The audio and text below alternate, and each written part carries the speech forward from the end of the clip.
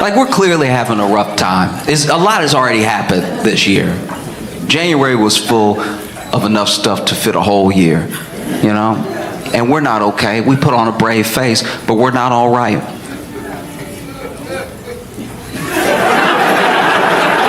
Clearly, you can tell. That's a distraught laugh.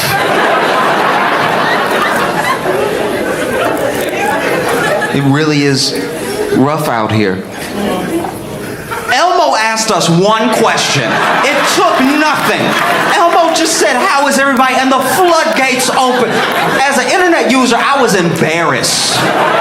The way that everybody just poured everything out to Elmo. If you didn't see it, Elmo tweeted, "Hey, just check it in. How is everybody?" And 185 million views.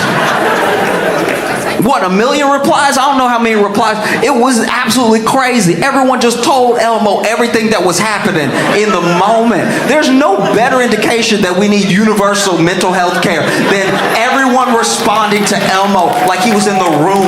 That's absolutely insane. I can't believe, poor Elmo. Elmo probably smoking a cigarette right now, trying to calm down after the horrific stuff. Because some people were sending in video, like all he said was, "How is everybody?" And then people under him, right underneath, like, "They found me guilty, dog." Like, that's insane. This is not real right now. Go seek real help. That's just crazy. I felt for Elmo in that moment. I really did. I have a lot of different feelings about this from a lot of different angles, but the first one is that I felt bad for Elmo. Elmo didn't know. That's why Elmo asked. You know? You ever been that person? You ever been asking somebody how they're doing and then they tell you? You trying to make polite conversation. We won't even see each other in 4 minutes. Just pass by, "How you doing?" And then they're like, "Well, that's unacceptable. That is unacceptable social behavior." It's one thing if you say, you know, "How you doing?" and they say, "Well," and then they don't really want to get into it, and then you ask because you care. That's different, right? I'm not saying you can never tell people what's going on with you, but I'm saying we've all been that person. You in the break room at work. This is your break. This is the only time of day you get to yourself. You in the break room, and then somebody walk in, and you sitting there trying to eat your Hot Pocket, right? Trying to eat your Hot Pocket that you brought for lunch, and you just munching away, trying to have a good time, fighting to find something on YouTube just to get through the day. And then somebody walks in, your worst coworker, you know who they are. They walk in, and then they try to put something in the microwave, and they're pressing every button, just everything, putting it on potato, on popcorn, everything. And it's awkward because it's only the two of you in the room. And so you go ahead and say, like, "How you doing?" Just throwing it out there just to kill some of the silence because you couldn't get your earbuds in fast enough, right? And then they go, "Well,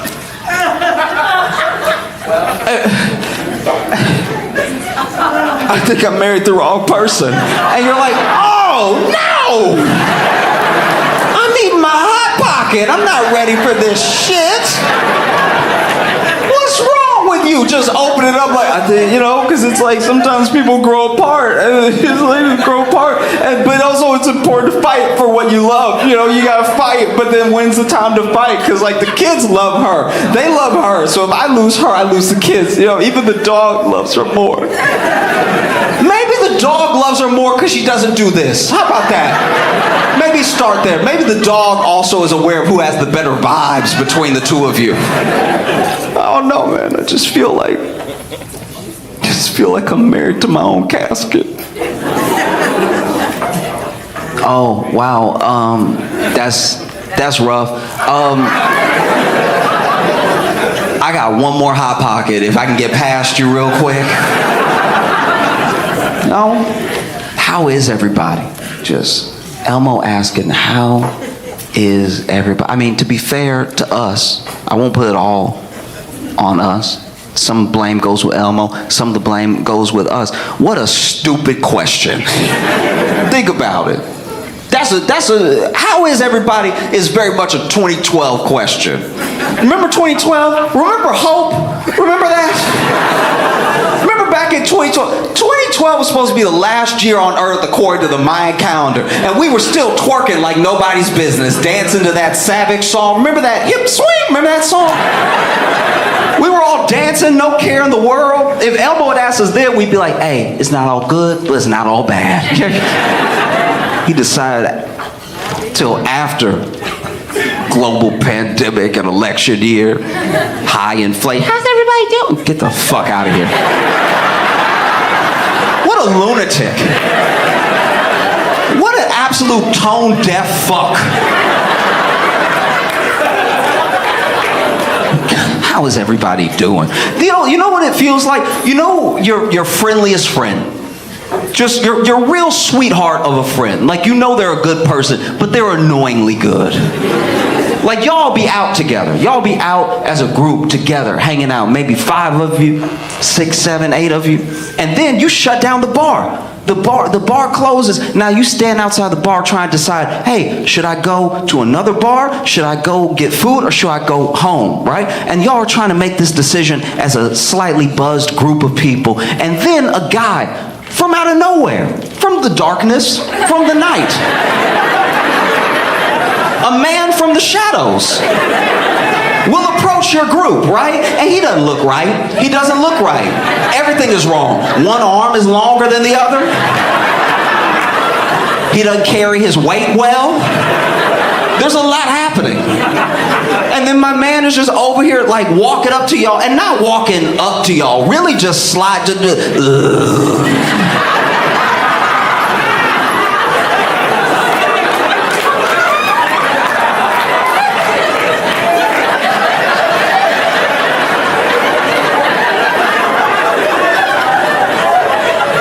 How's everybody night going? And then your friendliest friend, your sweetest, friendliest friend, this idiot, will be like, oh, we're pretty good. How are you? Why would you ask that? The answer will not be good. No matter what it is, he's not having a good night. Nobody moves like that. He's having a very particular life. How are you? That's the type of person that's going to answer you in full, right? In full paragraphs, in a monologue. How are you? Walk up.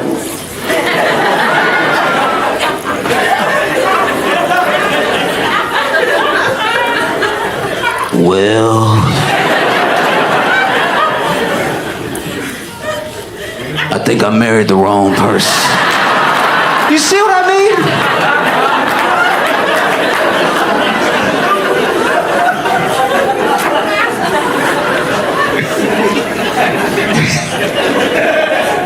I just want to be like a fun guy. One of the reasons I'm not as fun is that I don't always understand or am caught up with trends.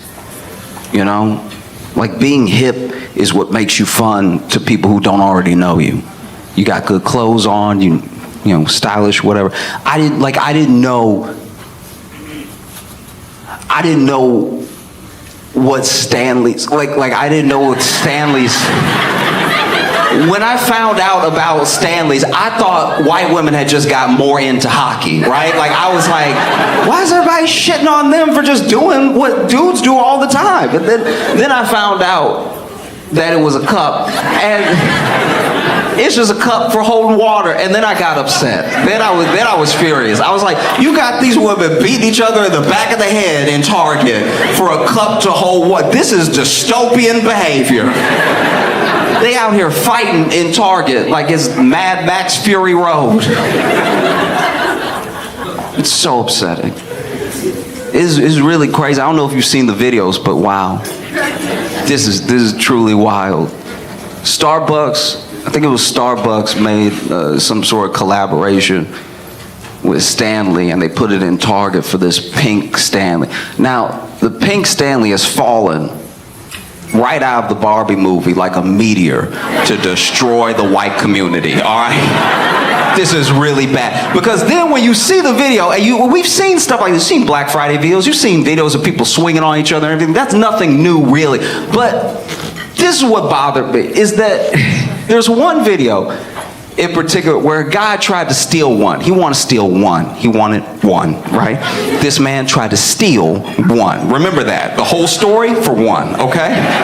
This dude ran up and grabbed a box. Now, to be fair to everybody in the video, there's no way to know how many are in the box. He knows it's one, but it could be 36, right?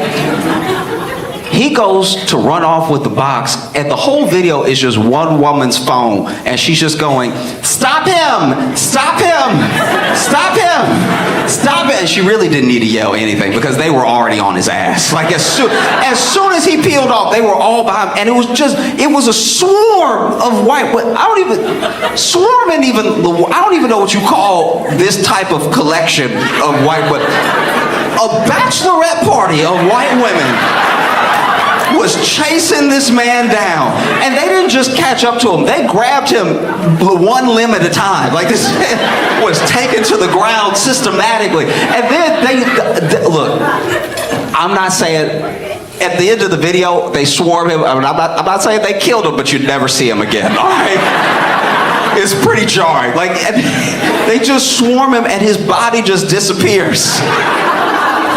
And I don't know which video y'all saw, but the one I saw, you hear him at the end of the video go, "Ah!" It's like, that might be a death rattle. They may have really got him. That sounds like the last noise a man make before he go. That was crazy. He wanted to steal one. And look, I get it. He's in the store. It's a crime. I understand. But you never have bystanders step in like that. Never see anything like that. For a cup. Never forget this is a cup. I don't even know does it hold more water than any cup? This is absolutely crazy. People are stealing them and selling them out of trunks. This is crack for white women. This is out of a trunk. I got the white, I got the pink, I got the blue. You like fuchsia? I can get you right. It's absolutely insane. Then turns out they're full of lead. We've been beating the shit out of each other for lead cups like it's the Industrial Revolution. Slapping it. I'm not gonna lie to you. This low-key feels like a power play by China. I think China was like, this is the year, 2024 is the year we take America down.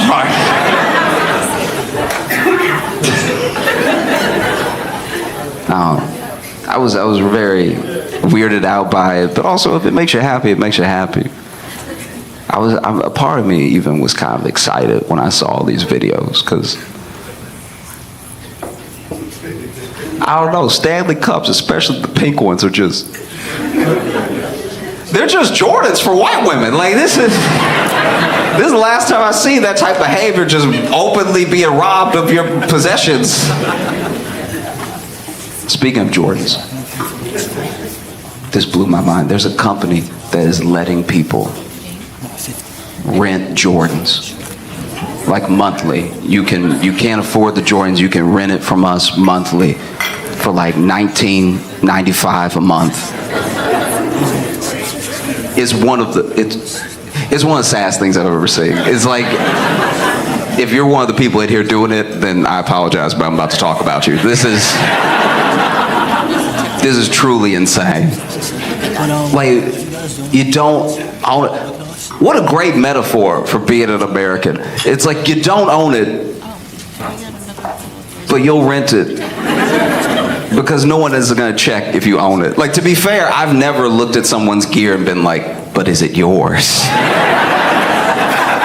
It's never occurred to me. If you're wearing a hat, I assume that's your hat. I don't think that's on layaway. I think that's a hat you liked, and so you bought it, and you must own it, you know?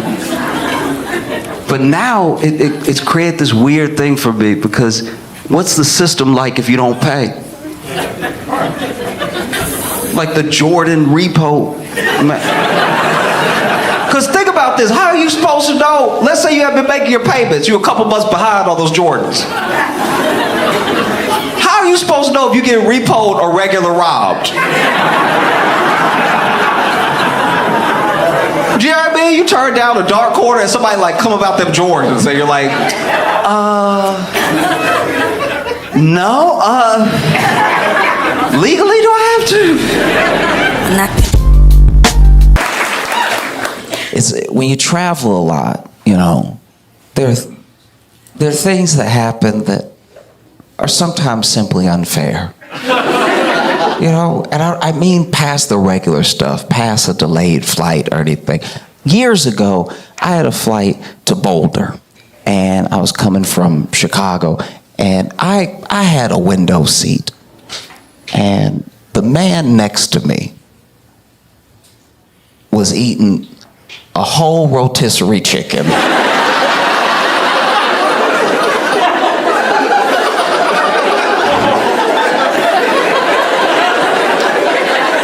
And when I say whole rotisserie chicken, I want you to understand, you know when you go to the grocery store and you see with the bubble, it was that. This wasn't just some chicken, it was a whole chicken. And there's nothing like when you meet somebody and they start out nice and then they betray you, right? Because we had a very cordial conversation initially, a very I'm not crazy conversation, then he switched up on me, right? They say that not all heroes wear capes. And apparently not all terrorists have bombs. Because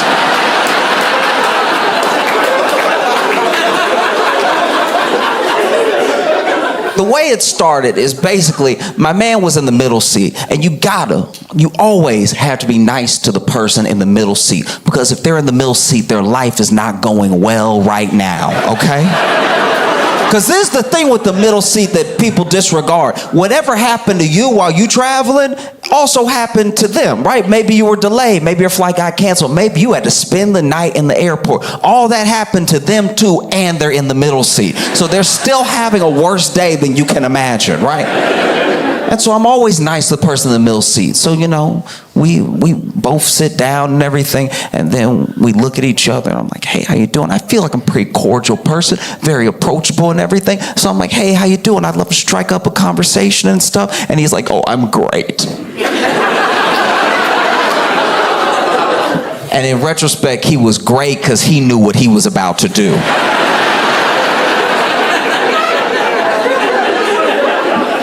And then we just started chatting, right? He was like, why are you flying to Boulder? I'm like, oh, I'm going to do a show. Why are you flying to Boulder? He's like, oh, I'm going on business. I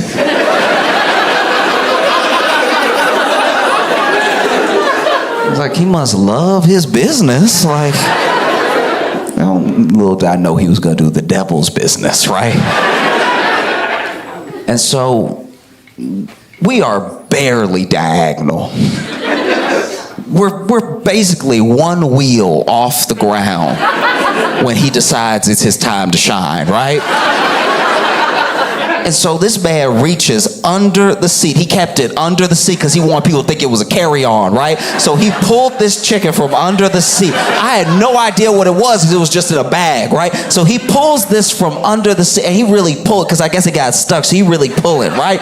And then he pulls up and he lifts it. And this man is bigger than me. And anytime somebody is bigger than me and making me nervous, I go through scenarios in my head of what could happen next, right? So then he pulls this bag up and he lifts the bag. Now the bag the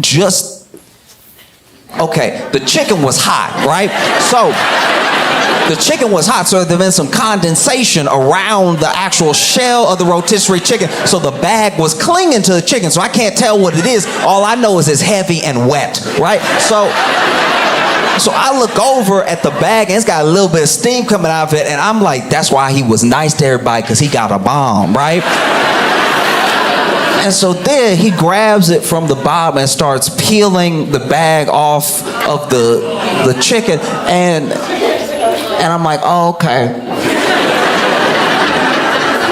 I wish it was a bomb. I think a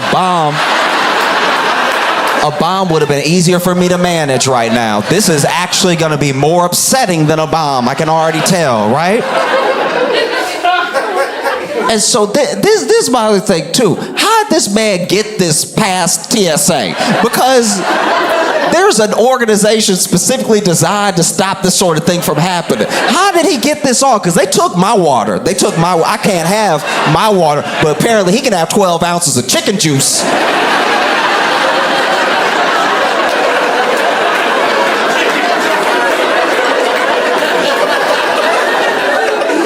So then he holding it up, right? And I'm not gonna lie to you, even when we were just chatting and stuff like that, I thought he smelled like chicken when I met him.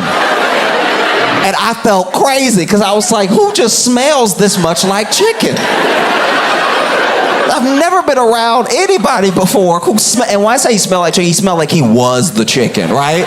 Like he smelled like he had just danced out the oven just now, right? Like he had chicken cologne, right? And so then he's got the bag, and usually I'm a very like live and let live type person, right? Just let everybody do their thing as long as it's not harming anybody, right? And I don't like when things are like exclusion just for the sake of being exclusive, just for the sake of other people not being able to have it, right? Like we made this price so some people can't come. We made this price and what. But I will say, I do like, we need to keep planes plane prices, because when planes are bus prices, bus behavior comes to planes.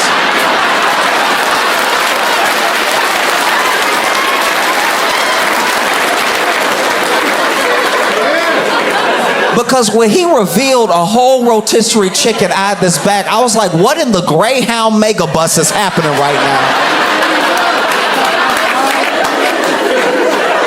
This is not behavior for the air, right?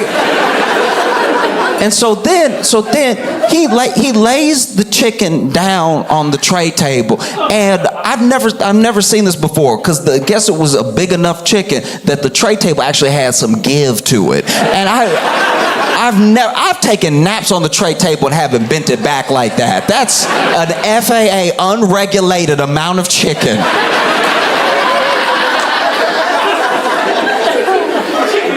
And I'm not gonna lie, as soon as I saw the chicken, as soon as I saw him put it on a tray table, I tried to dissociate right there. I was trying to go somewhere else. I was like, ooh, I was trying to be anywhere else but right here, because I even put on my noise canceling headphones and just tried to pick a movie and just not be a part of what was happening right now, right?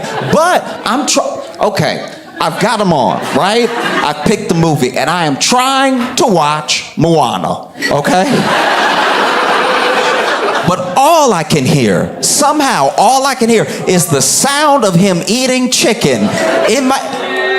Babies can't get in here. Like, and when I tell you, this is how you can tell it was like premeditated too, because this chicken was still very, very hot, which means he got it right before the flight. That means he went to Albertsons and got a full rotisserie chicken, then was like, well, I have a flight. I don't think that's what happened. I think actually he was on his way to the airport, and he was like, I'm making good time. I got that pre-check. Let me make a stop by Albertsons on the way, pick up a snack, right? And so this man does not have a fork, because a fork would have got him caught, right? He just has the chicken on the tray table, and he is eating it with his hands like he is Henry VIII.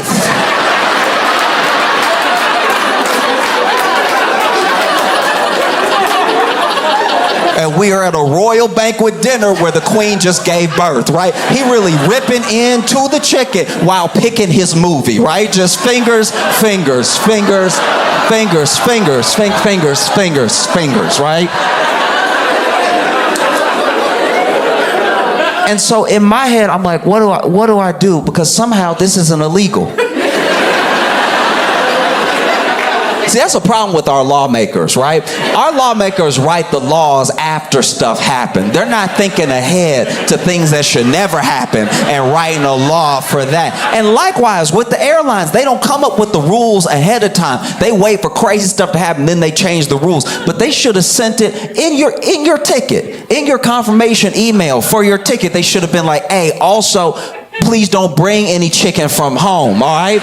We have all the chicken you need. The airport got you, okay? Because I don't remember this exactly, and maybe I'm not being fair, but I'm pretty sure the airport we were leaving from had a Popeyes. So he had access to chicken, but he wanted his own chicken, right? He was like, oh, they do it all apart and stuff. Let me get the whole thing. And so then I'm like, I don't know what to do. And so all right. I'm not proud of it. And I want to be clear, I didn't do this right away, right? Because even when he put out chicken, put it on the tray table, we are here. Like, he acted quickly, but by the time I did what I did, he had got down to the bone, okay? So he had a little bit of breast, a little bit of wing, a little bit of thigh. He had a good amount of his chicken. It looked like a crow had got to it by the time I did what I did, okay? But basically, I was like, I can't do this. I can hear it. I can't stop hearing it, right? And so I just pretended to fall asleep, right? Waited a little while. Even gave a couple, right? Because if you do the pig snores, people think it's a deep sleep, right? And so I pretended to sleep. And like, this is my thing. You probably experienced this. When you have somebody, maybe you're dating somebody and they sleep over for the first time and you see what type of sleeper they are, right? Because some people are like little squealers. Some people, some people are snorers, like, right? Some people are thrashers.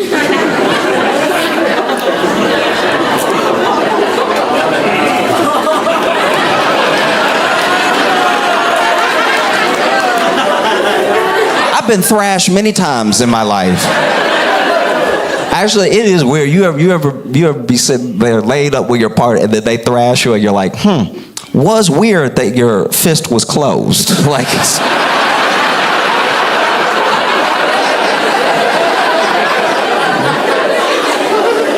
but anyway, I'm pretending to sleep, right? I even hit him with the right, and then just after a while, I wait a little longer, and then I'm like,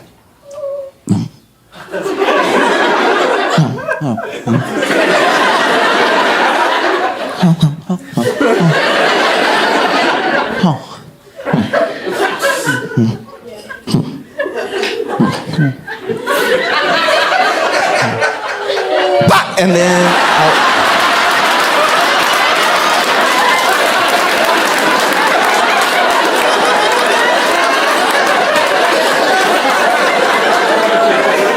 I had to like open one eye a little bit to make sure I really got the chicken, right? Because I didn't want to miss, because you're gonna get another chance, right? Like, if you miss that first time, he start protecting the chicken and everything. So, you know, I opened my eye a little bit and I cleaned that chicken. Like, I Tiger Woods that chicken. So then the chicken flies off the tray table across the man in the aisle seat, right? I forgot to mention, there was someone else who witnessed this entire thing. I'm actually very interested in what his perspective was, because he didn't have headphones on, so he heard him eating the chicken in his ear. And I'm telling you right now, if it was bad for me, it was horrible for him, because the sound of a grown man eating a rotisserie chicken with his hands does sound exactly like a dog eating a person. It's just as horrific. The sound will never go away, right? I can hear it right now, right?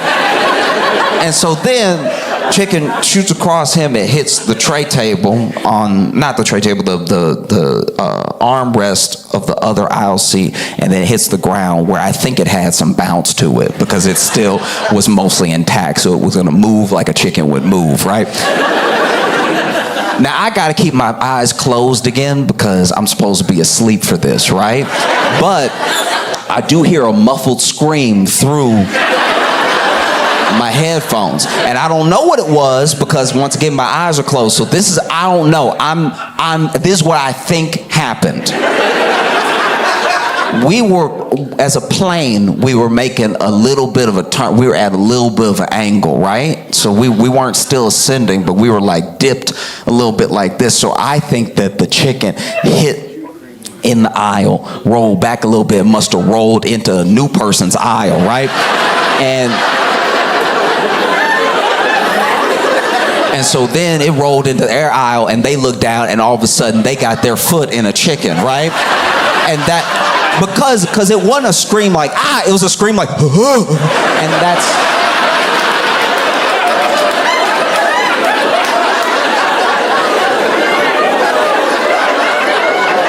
And that's, I mean, any one of us would do that. If you were just on a plane and you were minding your own business, all of a sudden your foot was in a chicken with the bones in it. Like, your foot is in it and it's not coming off. It's a shoe now, so it's not coming off, right?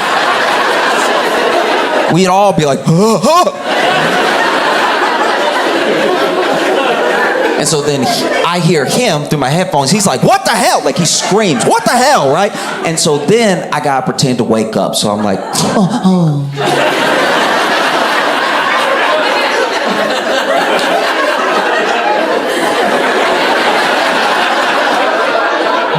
Oh, what happened? Right? He's like, dude, you knocked over my whole meal, right? He's like yelling. I'm like, oh no, did I? I'm sorry. Can I get you another one? He's like, no, that's the only one I had. I was like, oh, can I buy you something else? He's like, no, I don't want anything. Just watch the... He's like, oh, I'm so sorry. My bad.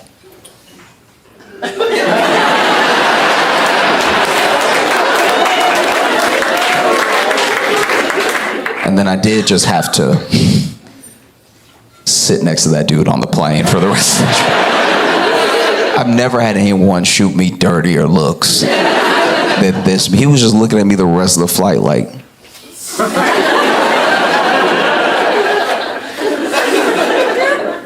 I wish I had a bomb.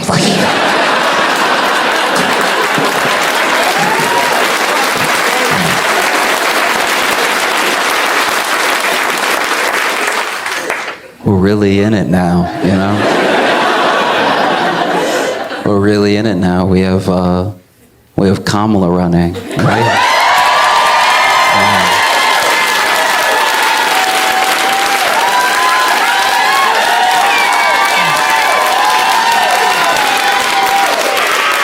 You want to know the wildest thing about Kamala running is I saw her first like 2 campaign events, right? And just to have somebody talking regular.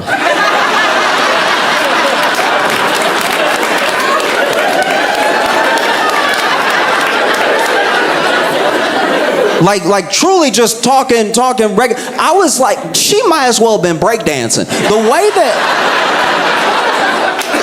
The way she went up there and said thank you and was remembering names and stuff, she might as well have been hitting that. Like,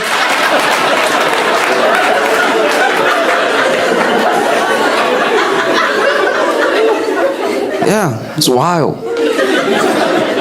You know, because some people say that, you know, they don't see Kamala as president, but I see Kamala as president because I thought she already was president, right?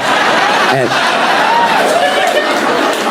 what I mean is, when Biden dropped out, I got a notification on my phone, and the notification on my phone was from a news outlet who worded the news very poorly in the headline, because I was at home and all I saw was Biden's gone, Kamala's in.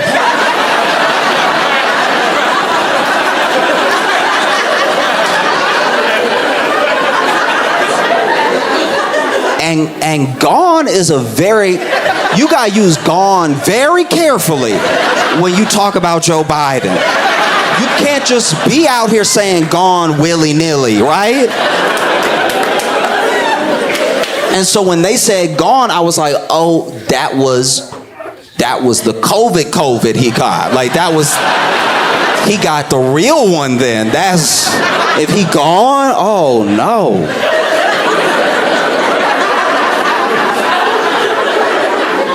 And then I realized that he had actually stepped away. He had dropped out, and I was like, "Oh, thank goodness!" Because like this is the thing that now that he's out of the race, I do think it's very important to have an honest conversation about Joe Biden, about his presidency, right? Because this is the thing that people forget about Joe Biden. Joe Biden is a granddaddy, okay? So for a president, he seemed slow. He seemed a bit weak and frail. For a granddaddy, he was killing it.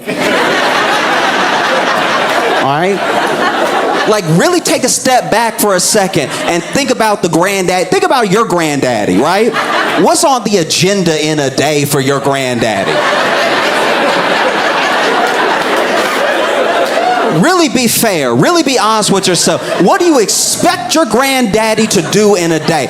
First thing on the docket is to wake up, hopefully.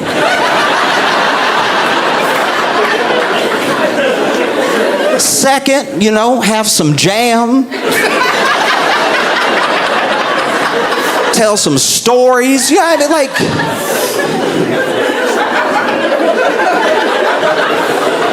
Watch some westerns, and then there's some naps to get got, right? You don't fly your granddaddy on 13-hour flights and then make him talk to a whole country and then be like, he doesn't seem up to the job. Like,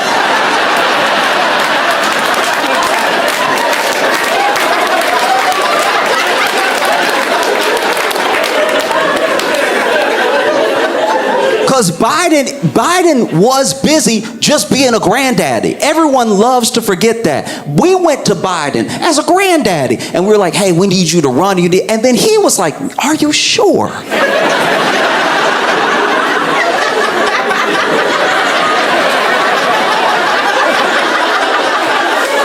And we were like, yeah, we think you're the only one that can do it. Please run. And then he ran, and then he won. And then for 3.5 years, nobody did any homework.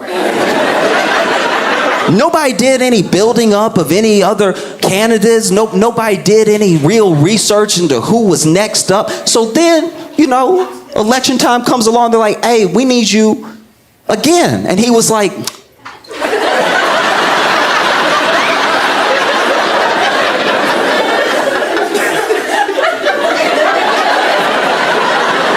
I'm more granddaddy now than I was before.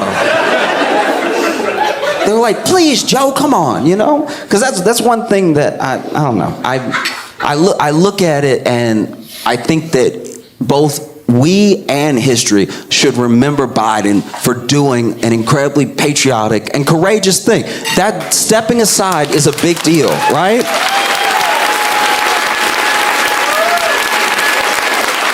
And it's something that I hope he always knows that we appreciate. For better or for worse, we appreciate it because, some people wouldn't have done that. Some people would have let their ego get in the way. Because this man told the world, he met with world leaders and told them, guys, I'm running, I'm going to win, it's going to be fine. And then he had to drop out, right? Dropped out on a Sunday in a tweet.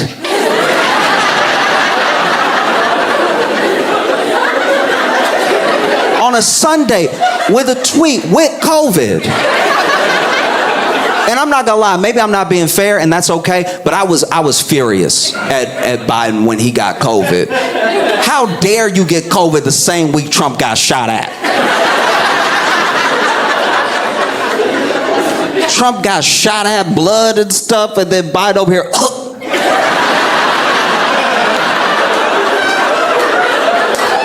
I was furious.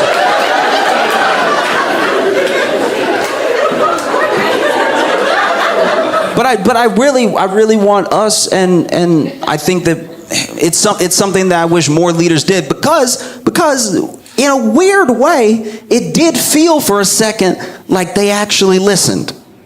Because we had been saying, we were like, guys, I don't feel great. And then something happened. That almost never happens. This is America.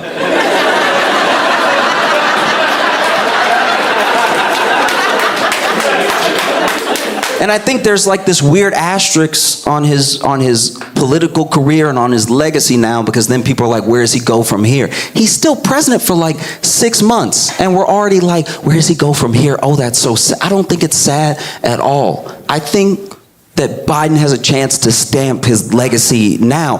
This dude he's done. He said he's done. He's not coming back. He's not running for anything else. He's towards his twilight years and everything. Like this is it. So he has the chance to do what every politician ever promises that they're gonna do. You gotta remember, when people run for the first time, they're talking all that good stuff, right? When people run for the first time, I'm gonna do this, I don't care, I'm not taking anybody's money, I'm gonna do this, and then they get in, and then they get got, right?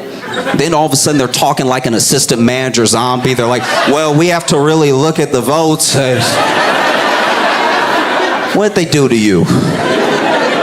But that Biden doesn't have that. He has to worry about a second term. He doesn't have to worry about next position. This dude could have the most radical presidency for the rest of the time that he's in office. He has months left to exact some of the craziest change you can imagine, because he's never coming back. This is it. This is what people wish our politicians had, right? Because you don't know who somebody is until they put in their 2 weeks.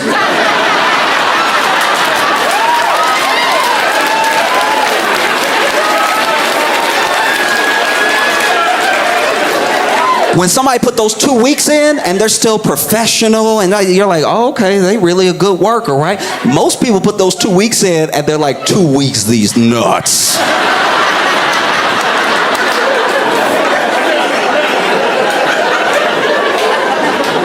Dude, Biden right now has the power to just go ahead and just drop executive orders like mixtapes.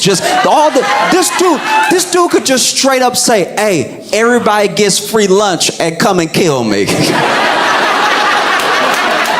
Right? Free school lunch for kids. Everybody get maternity leave. How about that? You can fight me in court. I won't be there. You can fight me in court.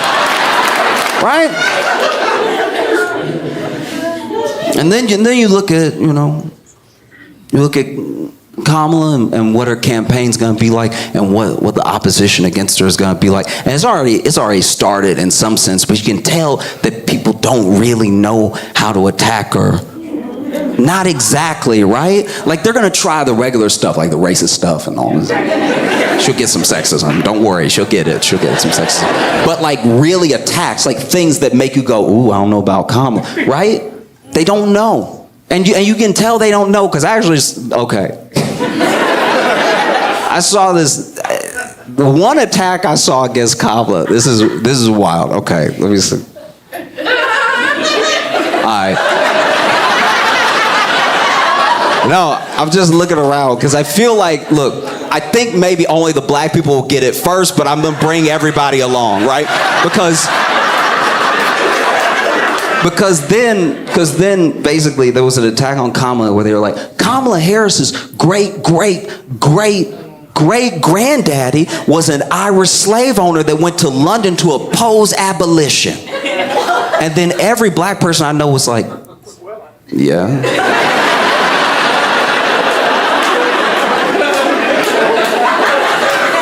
Sorta checks out. There's a reason it's her great granddaddy and her great grandma wasn't mentioned. And if you know, you know, right? That's what's so crazy to me, is that I'm not saying Kamala's the perfect candidate at all. And I, she said herself she's gonna have to earn and win your vote and everything, and she plans to do that. But I will say, the last time somebody had to go back to the 1800s to attack a candidate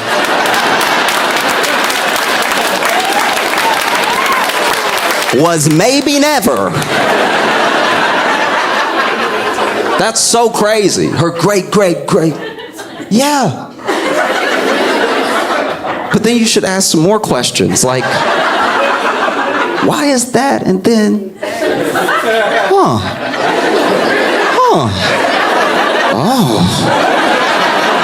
You know what I mean? Because the only people that caught it are the people who really understand slavery. And that's the thing that's so crazy, is that Republicans are trying so hard to attack comma, they may accidentally teach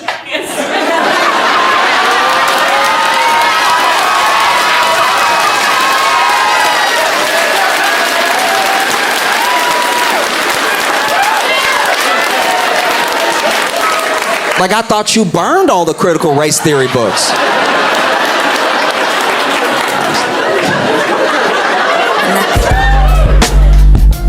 Man, okay. I've been excited to come to Rochester, and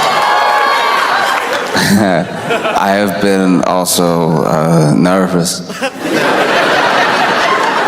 I mean, I cannot tell if y'all have a mountain lion or not.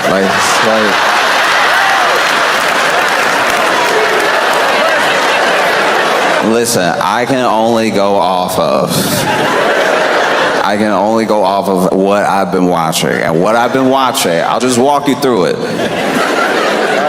What I saw was a news report. This news report was of someone's Ring camera. I like that the whole community is involved in the surveillance. I like that this wasn't CCTV footage. This was, a person's Ring camera. And in the Ring camera, there is what might be, probably is, definitely looked like a mountain lion going for a late night stroll. Fantastic. The mountain lions have heard that Rochester is a place worth parking, and so the mountain lions have shown up, and one particular mountain lion was letting himself be seen. That ended up on the news where I saw it, and I was like, that does look like a mountain lion. But then the internet being the internet, there were plenty of people that were like, mountain lion, that's a cougar.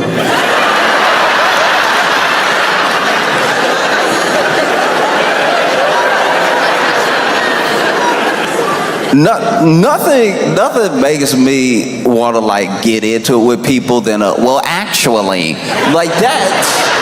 that's so beside the point. A very big cat is walking around Rochester.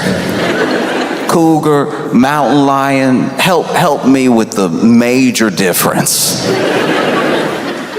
And then people started to. Initially, when the report came out, there was a shelter-in-place order, right? And I heard about the shelter-in-place order, and I was like, order?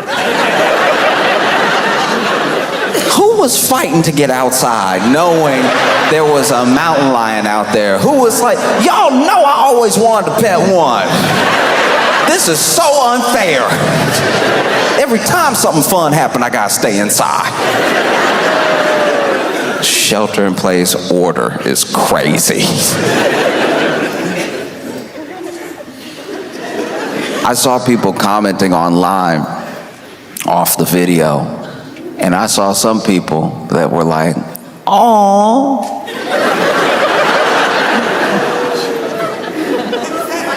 Please tell me you understand that if that awe is taken to a mountain lion, that will be the last noise you make. Oh, this is so sweet. Just licking it. Let's go say hi.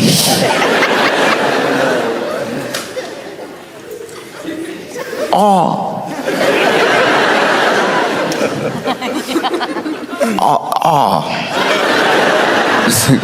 Wow, okay. And then from there, people contacted the zoo, and to y'all's credit, y'all's zoo was like, hey, nah. Everybody here's supposed to be here. Okay? We not just loose with the gates like some other zoos have been. We got all our cougars, we got all our mountain lions, every cat is here. And like the fact that this thing was just strolling as well. It's not like running around. Everyone that says they've seen it, it's like quickly become this like urban legend / mascot of Rochester.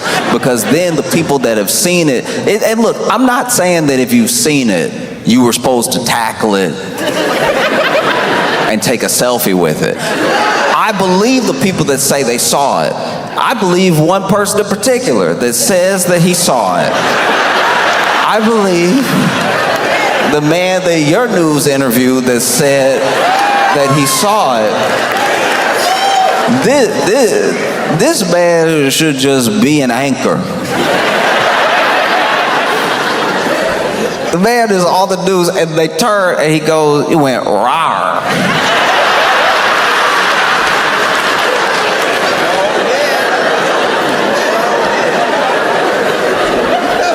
And I was like, go on. So far, this is very believable. He's like, it went rawr, and I was like, ooh, I'm good. No, none of that. No. I like how that's how you get away from wild animals. It's like, because admittedly, look, I'll tell you, as a black person, that's exactly what's happening.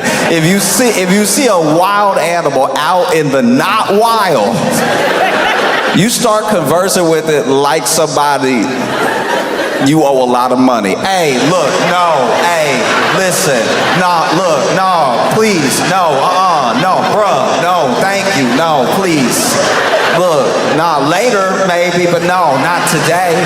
Oh, Lord help me, oh. This man gives this interview, he says he saw a row, and then he was like, no, I'm not messing with you, no, thank you, no, I'm out of here, no, I don't mess with lions, tigers, bears, good policy. These are good things to keep in mind. I don't mess with any of them. And then my favorite thing about the interview wasn't that he was like, it could be anywhere. It could be in those bushes, as this man looked up.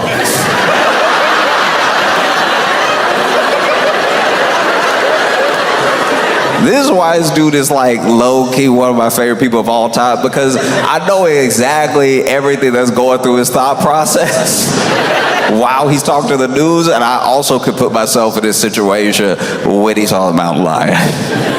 No, it could be in one of these bushes, anywhere. He stopped just short of what I probably would have said, which is like, it could be anywhere. Anywhere, these bushes up here. It could be in the house. It could be you. We don't know each other. Like,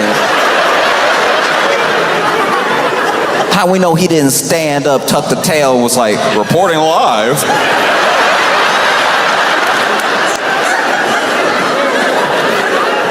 Matter of fact, roll up your sleeves. Let me see how furry you are. No, my favorite thing about this interview was that this man gave the interview in broad daylight, explaining what he saw while holding a bat.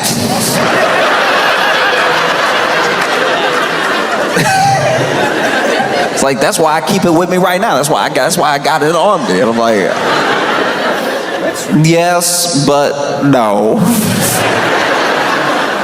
No, that's why sometimes I don't like the movies that Hollywood makes, that, you know, they put scenes out there that wouldn't go the way that we've imagined. You know, you put Idris Elba in one movie with a line, and now people think they could fend off a mountain lion with like not a thick bat. Like that bat looked like Pee-wee grade. That was not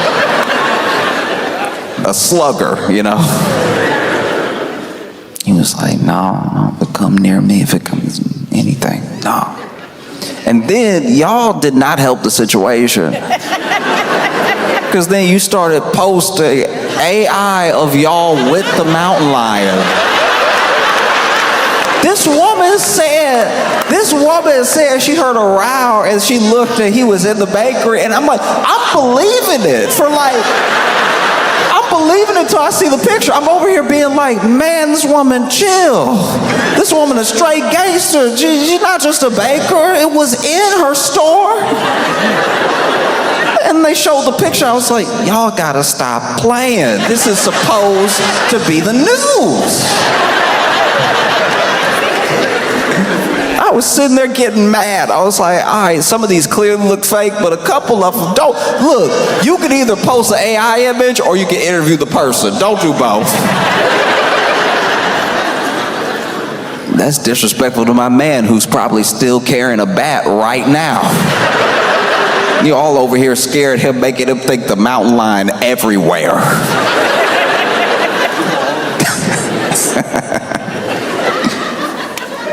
That is, no. Look. Don't approach a mountain lion. If you see a mountain lion, there's a whole number you're supposed to call, so some like actual professionals come deal with the mountain lion. That was another little gripe that I had that I will admit. I was like, because I was in my head, I'm like, I'm coming to Rochester. What if I see his mountain lion? I should probably memorize this number.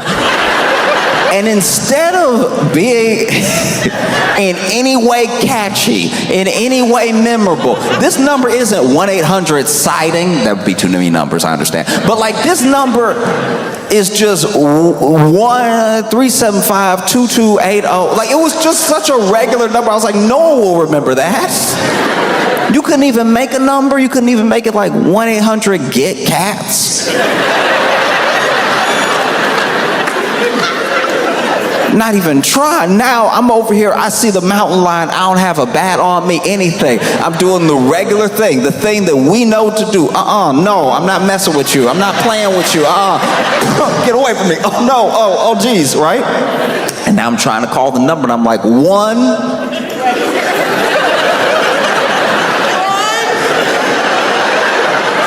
Now I'm over here, somebody knows the number. That's insane. That's too earnest. Don't. That's we.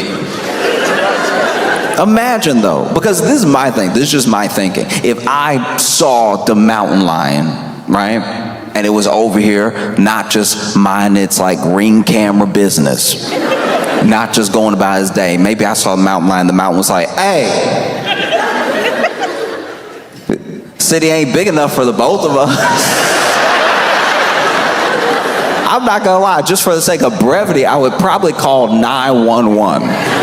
But the idea that there's a whole extra set of numbers to call if you see the mountain lion makes me wonder that like if you call 911, they'll be like, a mountain lion? You called the wrong 911.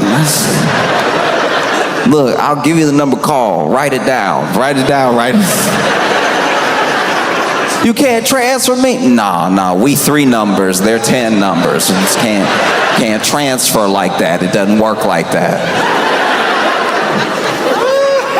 Yeah, I'm just praying I have a good time in Rochester. I don't see a mountain lion in the very high bushes y'all have. Y'all have been busy since I've been gone.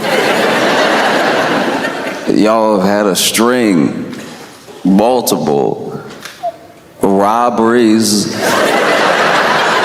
See, I haven't even specified yet, and y'all have had a string of robberies of the mail.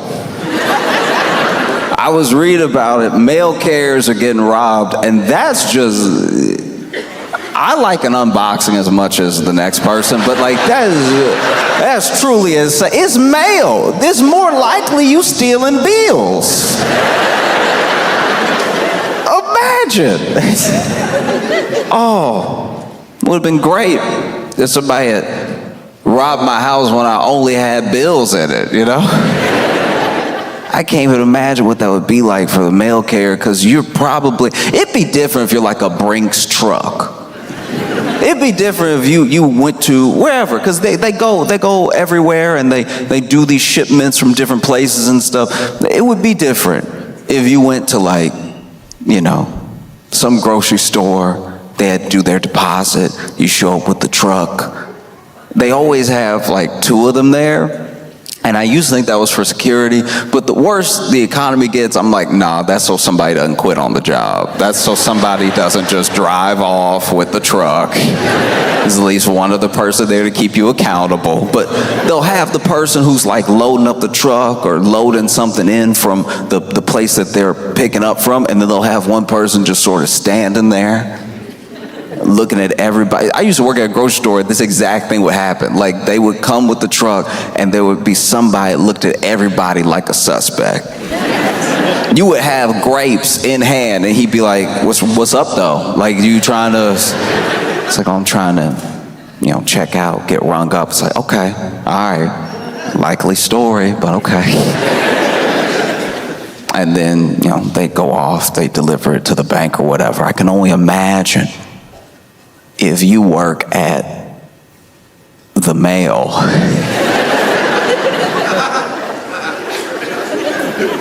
And somebody roll up on you, maybe they have a gun, maybe they don't, and they're like, hey, come up out of everything.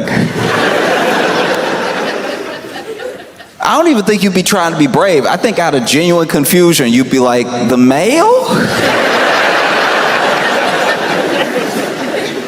Yeah, everything you got. It's like, I can tell you right now, because of the route that I'm on, none of these about to be checks. You know what I mean? Because it's not even like they're robbing the mail carrier of like the best neighborhood. You just robbing the mail in hopes. It would be different if this was like the 1800s. It would, because back in the day when they robbed trains, those trains did bring like mail with them. And a lot of that mail was like, from bank to bank, or somebody sending something to someone that was precious. You had these great train robberies and everything. Now, you'd be sorely disappointed if you were to hop on an Amtrak. You're like, okay, everybody, this is a robbery. It's like, all right, first of all, let me tell you right now, every single car in that Amtrak, bathroom destroyed. So already, you get on the Amtrak, you'll be like, all right, everybody, this is a...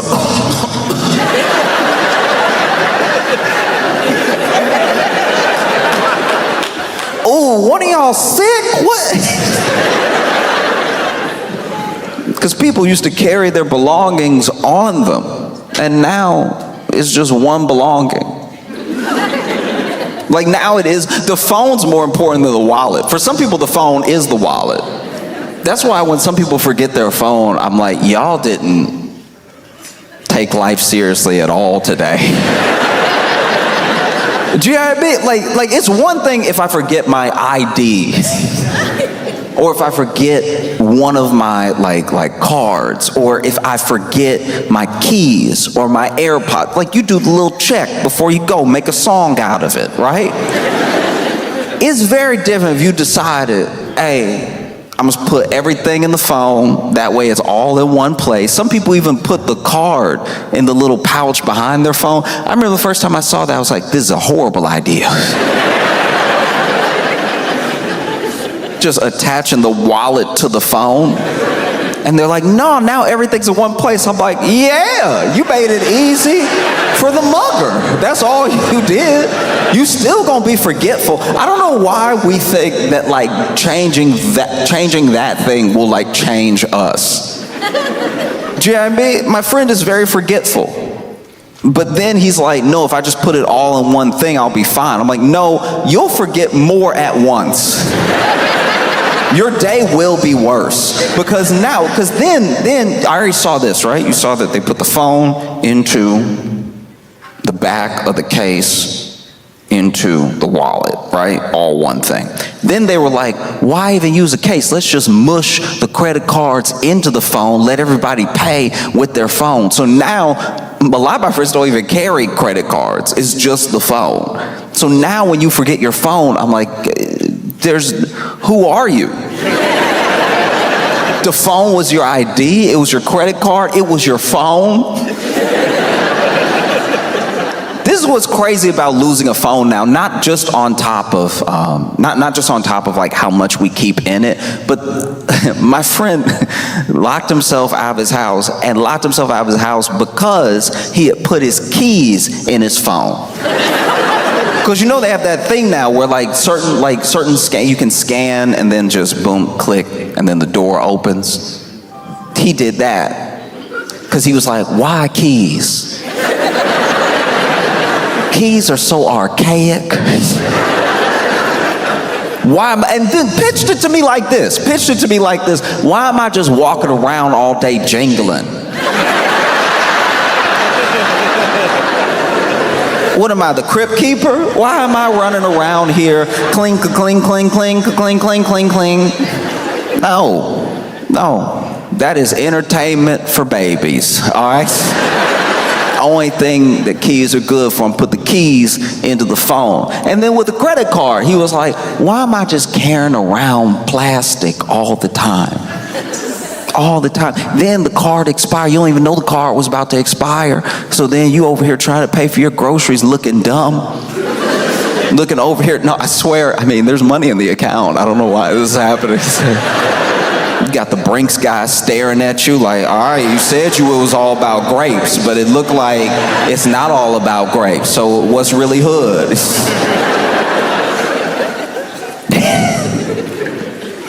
Now I put the card in my phone. I put the keys in my phone. I got everything all the time. And I'm like, all right, but what happens when you don't have the phone? Because you're telling me all this as like the reason to put everything inside of one thing. But now you're locked out.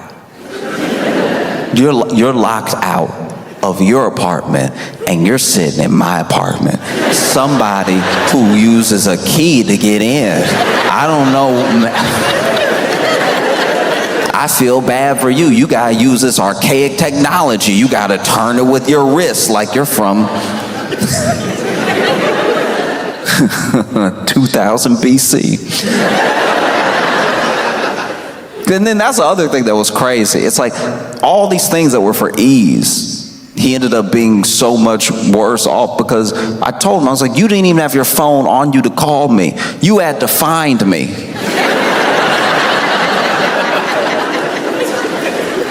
Do you realize how much crazier that is? If you had kept it all separate, if you had diversified your belongings, and then realize, ooh, I forgot my phone. Let me use my key to walk back into my apartment and maybe send an email to a friend or let someone know I'm gonna be late, right? Or if I, forgot my key, I now have a card and a phone to either call someone else who has the key or just go to, where we keep our spare key. You can go where you keep your spare key. Because you keep a spare key, right? You keep one physical copy, right? You keep one physical key and then you keep your phone key because one of those keys isn't dumb. And he was like, why would I have a backup regular key? Just so somebody can find that key, break into my place, and steal all my belongings. I'm like, it sounds like you have one belonging. It sounds like... I'm waiting for when they do that. I'm waiting for when Apple is like, no, put the couch in the phone. Just trying to get you to sit on your phone to be comfortable. And then when your phone cracks, it's like, oops, maybe that was a bad idea, but you will need a new phone. We're doing all this stuff and it's just doing too much. Doing too much. And then you get to the place where you don't even know why you're doing what you're doing. You get to the place where you're robbing the mail.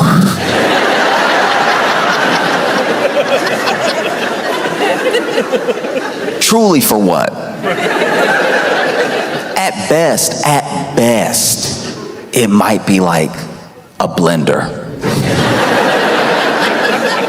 if you are robbing the mail and it is not an Amazon package, you're already losing. Because when I tell you right now, this mail that you're stealing, this like paper that you're stealing, is paper that the people it's going to don't want. Forget bills. This is like begging people to open up a new credit card. It's begging people to subscribe to a magazine they subscribed to one time. It's just asking for money. And then you do that, and then you open all that mail in your place, which is also against the law. You doubling up on felonies.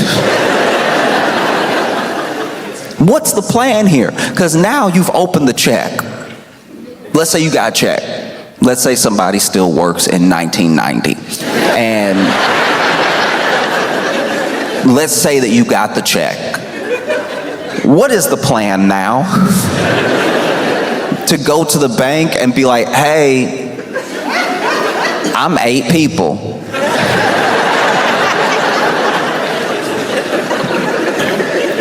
No. But who knows? Maybe the banks in Rochester just cash whatever y'all bring. I have no idea. Maybe this makes sense. I know it's been spoken on already, but I am genuinely, I've been looking it up. I've been educating myself, and I'm fascinated at the origin of the garbage plate. Because here's the thing. Here's the thing. I'm not here to talk about if it's good or not, or the aesthetic or anything like that. I'll get to the aesthetic, but like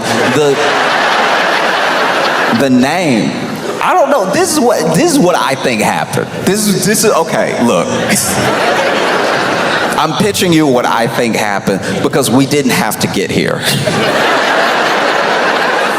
Anything that is good does not also have to have like a derogatory name, right? But I think that like something happened. Something happened where like I live in New York City. I live in Brooklyn, and New York City is very dirty. There's a lot of garbage out. No alleys, just street. I remember the first time when I moved to New York, because I moved to New York with very little frame of reference of what New York would be like. And so I moved to New York, and I saw the trash on the street, and I was like, oh, okay, I didn't know we were in a state of emergency. I had no idea. I picked the wrong time to move because the garbage, and piled up too, almost organized in its chaos, piled up about waist high at the sidewalk, you know?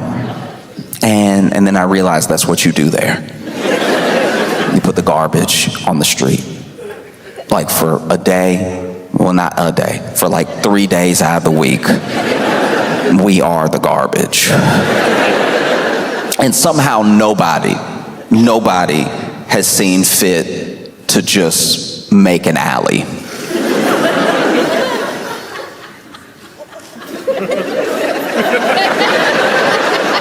Isn't this one of the oldest cities in America? At any point in time, somebody could have been like, look, we're gonna have to like eminent domain this one brownstone so that everybody doesn't have to live like the apocalypse happened 5 months ago. It will be a beautiful day in New York City. You'll be walking happy. And then you will, as an adult, I thought I smelled all the smells. As a grown person, I was positive I'd even smelled all the mixes. And sometimes you'll be walking in New York City, and it will be a beautiful day. It'll be a picturesque day. It'll be one of those days that they direct movies with the scene that you're seeing. It's almost like, God cinematography when you look around New York City. The sun is coming up. There's that golden hour. Everything's shining off. The building's just perfect. Maybe you walking and you walk with somebody you love. You holding hands and everything. And then you even go to say, I love you, right? You go to express, because you get swept up in this moment, this beautiful, beautiful moment that somehow you can only experience in New York City. Plenty of places are beautiful, but this moment can only happen in New York City. And you go to say, I love you, but that means you open your mouth.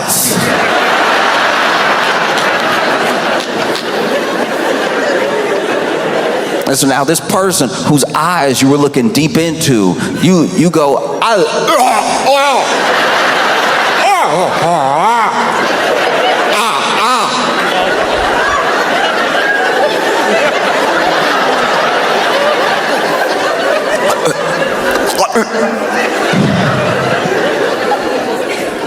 you can't even describe it. You can't even describe. The only thing that even comes close to it is if you like ran onto like an Amtrak train with the bathroom door open. You've never felt or smelled anything like that. You felt like you were walking through a cloud when it happened. And now you're doubled over. That moment has happened in New York City for as long as New York City has been around. Since its founding. Since they were like, no, just mush them together. Nah, everybody want to live here, mush them together. No, and on top too, let's build up. No, it means more trash, but it means more people to, pay more taxes for us to still not have figured this out. Look, it's a phenomenal idea. There's no way, no, you can't cut through these buildings. You can't tear something down. No, that'd be crazy. This thing is worth $2 million. This piece of property that nobody wants, that no one will ever want, is also worth $2 million. No, we can't make it an alley. That would be useful. And so, I think maybe somebody saw that entire situation. And they were in Rochester and they were eating at one of their favorite places and they were like, that looks exactly like what's in front of me right now. I've seen it and I feel like there were other names because there were other words available. You know what I mean? This is how I'll put it. It would be like if I baked a cake, right? If I baked a cake and it was a triple chocolate cake, right? So, and not just triple chocolate in the way that it's like chocolate layer, chocolate layer, chocolate layer. Let's say I really took my time. I really did something like decadent. I really made like one layer almost like chocolate chip cookies, a little bit more brownie than it is like cake. And then the layer above that, I went a little bit like dark chocolate with it, right? And it had a little bit of filling in the sides of it that was also like something you don't usually get in a chocolate cake. And then the top of the chocolate cake, very light, very like not the like fondant type stuff, like very light icing and a very like moist top, melts in your mouth, right? And then you had this chocolate cake and it was actually, let's just say for the sake of argument, the best chocolate cake you've ever had in your life. Incredible. You were moved by how good this chocolate cake is because you never had chocolate cake like it. This might make you act different, move different throughout your life. You never had chocolate cake like this before. Never has somebody put chocolate cake on a dish and then you put fork to cake and then fork to mouth and cake to mouth and then felt this good about your life and yourself, right? It's never happened before. And so then you ask because now there's a different person. You're a different person when you had the cake, before you had the cake, and after you had the cake, right? You're about to move through the world with more love, knowing that there's cakes like this to be had. You're about to spread the good word of this cake because more people should have this cake. More people should feel this happiness, right? And you take a break from chewing, from everything to ask me, what kind of cake is this? And instead of saying triple chocolate cake, instead of listing the ingredients, you ask me what type of cake it is, and I say, Dookie.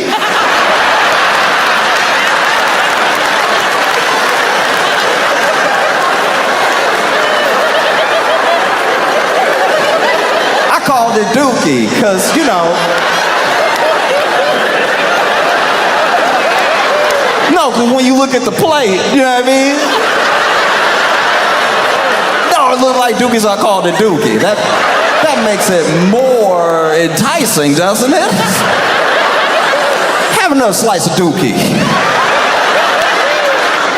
That's when I garbage plates.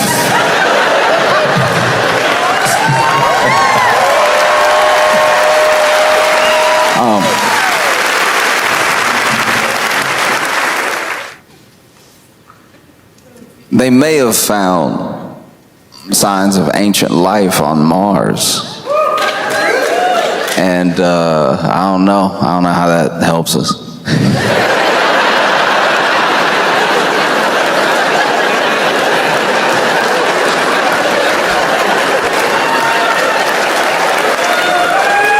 That's y'all did it. You know what I mean? Ancient life on Mars. Not current life. To my understanding, they have found signs that somebody used to be there. Okay. All right. Imagine somebody coming and being like, this place used to be cool.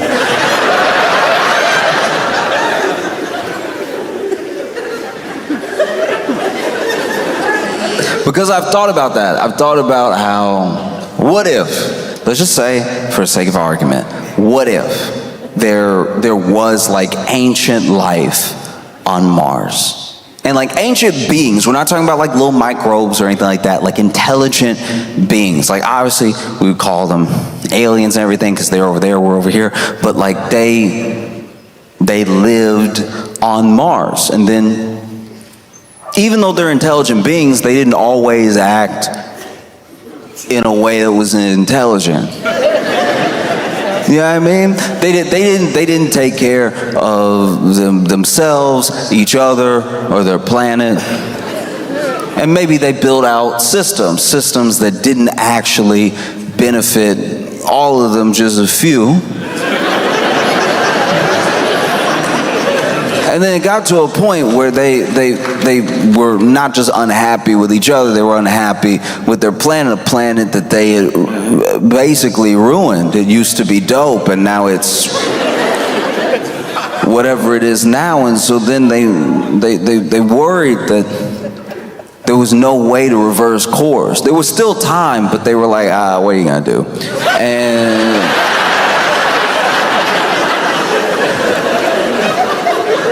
And so then over time, remember, this is ancient.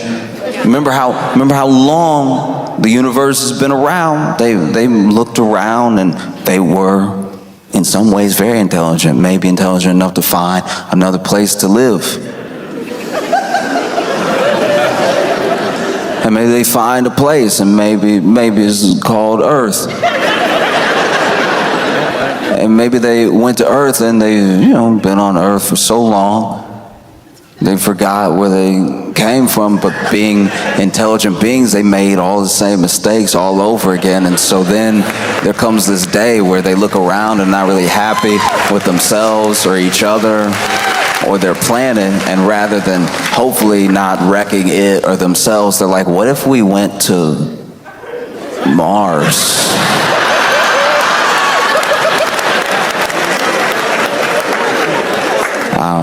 Maybe there's something there.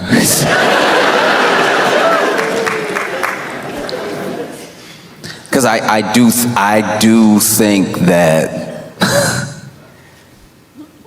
I don't know. I feel like that's as likely as finding life on Mars. Because that is where we're at for the most part. There's a lack of belief in the idea that you can still build community, or the idea that people can still see each other as people. That's incredibly troubling and scary. I think that we rely now on communication that is more served to us than we seek out. We feel like we seek it out because we're discovering it in real time. In real time, you are discovering your For You page. In real time, you are discovering when you're scrolling and you feel like because you're making the choice to scroll that it's the choice what you see next, but it really isn't. And based on a bunch of things about you, we think we're shaping the algorithm, and it's a high likelihood it's the other way around. Because based on how you've built your habits gets based on whether you get served contempt or compassion. And so then when it's time for us to talk, we have a very different view of how people are in the world. Like all of social, all of this stuff, every platform, it's just a mirage. But when you're out in the desert by yourself, which it feels like a lot of people feel that way. A ton of people feel like they're out by themselves, right? And you see this thing up ahead and you think you know what it is, and it turns out to be a mirage. It's very hard to convince anyone of that idea. And so that's what I watch more of than anything else. It's just the idea that like, I know what's going on, I know what people are saying, I know how people think, and I've got a big picture of everything that's going on. It's like, I promise you have a snapshot. No person, no single person online is one thing. No idea is one shared belief by everyone. And once again, no matter what you do, even when you think you're gaming the system, even when you're like, but I log out sometimes. I guarantee you're being served a certain amount of contempt and a certain amount of compassion, and it's all driven to keep driving you. You want to know what people think, you want to know how people are, you just talk to people. This is the only way to find out. If you want community, you build it as best as possible, and you build it in any way that you can. Some of that will include being online. Some of that, I'm not talking about like talking to your friend in a DM. I'm talking about like the way we see each other is so important, and the way we see each other is being like molded and affected without people understanding that they didn't actually get to participate in some of this. You don't know what impact you have to anyone that's like outside of your sphere. It's why I do my best. I'm not perfect, but why I do my best to be, hopefully, the best version of myself all the time. Because people are only going to see a sliver. So if what they see is good, maybe they'll think the world's a little bit better. And if they see bad, they might think the world's a little worse. And it goes moment to moment. And no matter how much you try to put out, you can still get drowned out. But I know that when I see people, when I see anger, when I see hate, when I see love, when I see compassion, I know that I'm seeing all of it at one time. And then the real mix of it that's out there is different than what's in my phone. The same way you shouldn't put your keys and your wallet and your...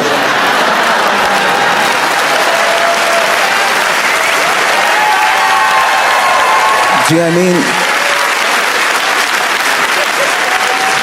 The same way that if you put everything in the phone and then you lose sight of what you're up to, you're lost. It's the same way that you cannot just trust that what you're seeing and what people are saying, and these people as well, these people, whoever these people are. Because that's the other thing about opinions online. It's the other thing about people online. We didn't vote for like a king or queen of online. Somehow any person saying anything is representative of everybody at any given point. That's not possible. I wish it was what was happening when it was like a smart person. But like, who knows? Like, smart people usually don't keep you online because they're like, hey, you should live your life. It's very bad for business. when people live their lives and when they meet people and when they talk to people and they have real conversations with people, when they really sit down with people and they get to know people, that's scary. It's scary for everybody who benefits from what you're like when you're just on your phone. You need to be very, very careful of how we look at other people, how we judge other people, because I'm telling you right now, this thing will run away from you.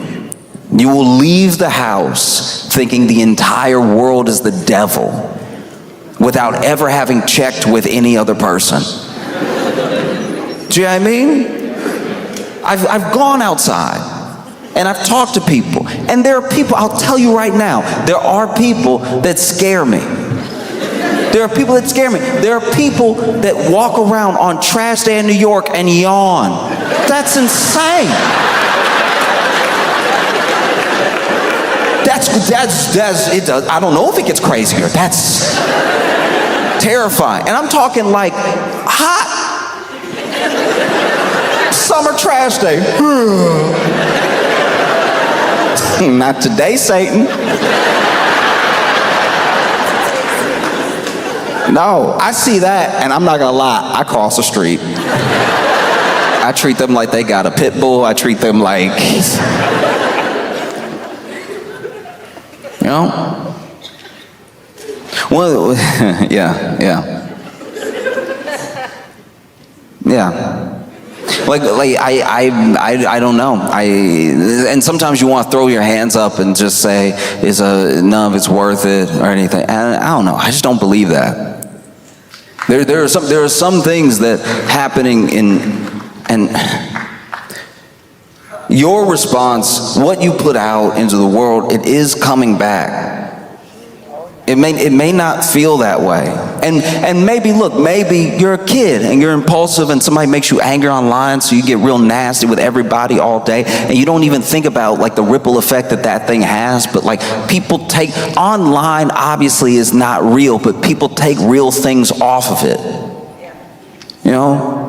And I've talked about this before. I'm never stop talking about it, because I genuinely believe it from the bottom of my heart that the bravest thing you ever do. I remember I read this and it stuck with me, and I hope it sticks with me for the entirety of my life, because this is how people make money. This is how people control you. This is how people mess with your mind. This is how people turn you against other people. The bravest thing that you will ever do in your entire life is accept that there's nothing wrong with you. Nothing intrinsically wrong with you. There's nothing that is like that needs to be bought to fix you. There's nothing that you need to, and that is not to say that everyone is a perfect person. I'm not saying people don't need to work on themselves. I'm saying that like you are not beyond the measure of like the love and care that a person should receive, right?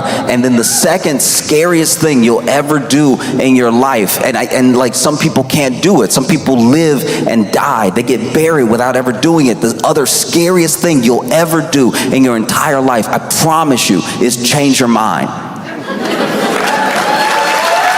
And like, I don't think that I personally don't think we're in a place where we're too far gone. These two things can still happen. It takes a second for them to happen. It takes a moment for either one of them to happen. That there is nothing wrong with you. Now, you're not perfect. You make mistakes. There's nothing wrong with you. There's nothing unfixable, unlovable about you. And then there's a world that looks different than the world in your phone, or even the world from your experiences. But I promise you, changing your mind will not kill you. But this isn't the world. It's not even your world. It's just what you're being served to keep you on the platform. But I think somewhere along the line we start to feel like it's a window instead of a TV. Do you know what I mean? It's not a window. There's no way to know what everybody thinks, and there is no like side to reality. So when you're watching something, and when you're watching people react to something, you're seeing a piece of it, but you have to remember what you're being served. Like that's what's happening. different amounts. Compassion, contempt, depends on how you look, depends on where you go. It's worth seeing the full picture for yourself. I think to fail to do that is to start to fail to be as human as you can be. You know, this thing that we have is this incredible tool, but like tools are also weapons. A tool can protect you, and you can use it to hurt other people. Like if you thought a mountain lion was like walking around all the time and you just had a bat with you just in case, it's like not.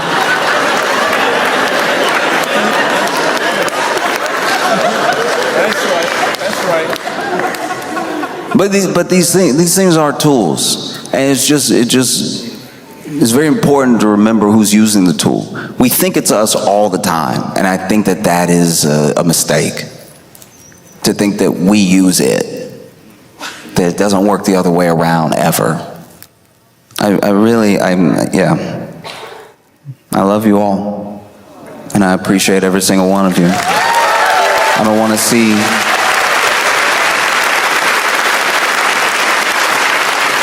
I don't want to see people destroy themselves because they thought that they had a mirror, they thought that they had a window, and they just had a TV. You know? So I appreciate every single one of y'all. I can't even describe it. I was so excited to come here and spend time with you, and that is definitely in spite of the mountain lion. So. Rochester, y'all been amazing. Thank you so much. I appreciate y'all so much. I don't know if y'all saw this demure thing that's taken off.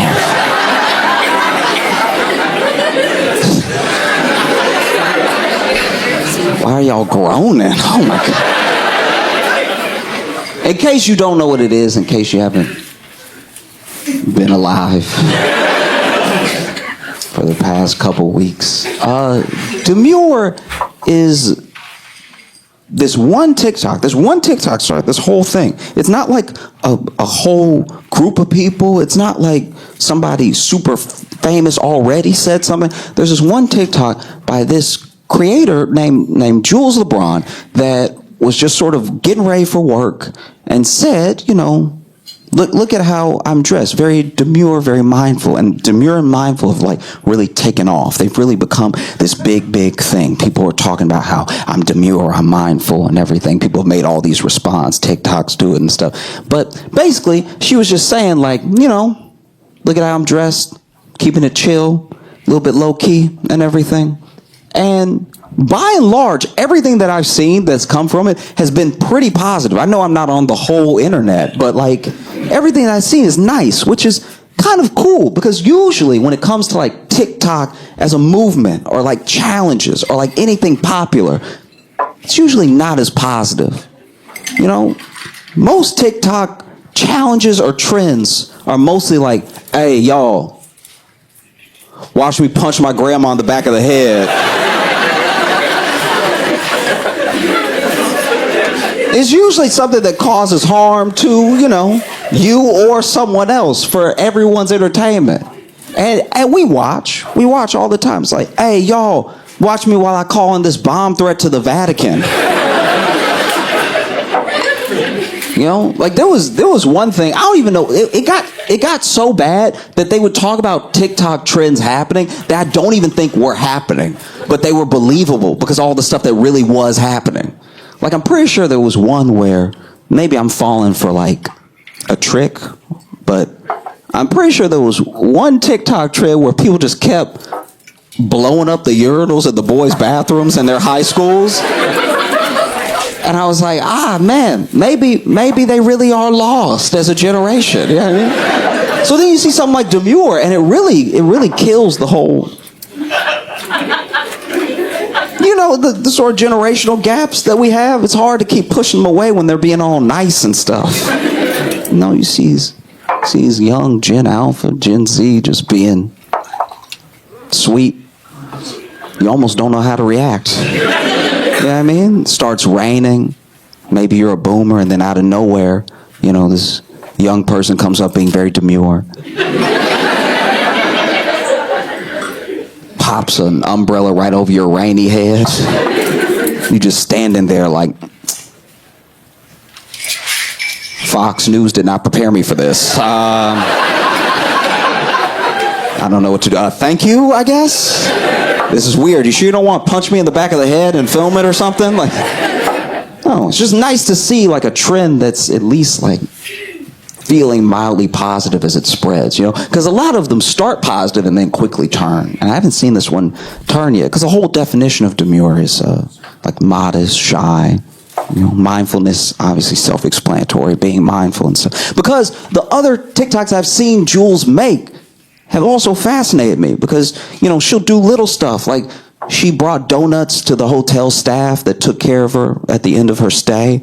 And she was like, this is being demure. And I'm like, oh, okay, I guess we redefining it. I had no idea. I thought, that's cool. I'm saying because I'm happy about it, you know? And I think that that's really awesome. Because for a long time, I didn't know if like a good trend could catch on. You know, we like deep down, whether you like it because you like it or you like it because you love to hate it, we like watching the bad stuff.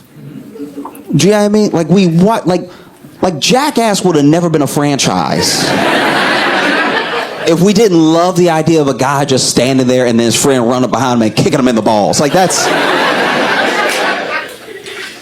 you know, we had Jackass when we were little, and that just spawned into like a different now everybody can do Jackass. Everybody was doing Jackass the whole time, by the way. It's just when we filmed it, it sort of just sat at home. Like they just became home movies. There wasn't an internet to push it out to the rest of the world with, you know? And so I don't know. I mean, I hope for those that enjoy it, it continues. I hope it doesn't, you know, morph into a different thing, because I feel like the internet's very good at that. You know, the internet's very good at like taking something, because it's so decentralized, like taking something that starts out very good and then morphing it to a place where, you know, maybe 5 years from now, there's just a kid that runs up and punches his grandma in the back of the head and goes, "Demure!"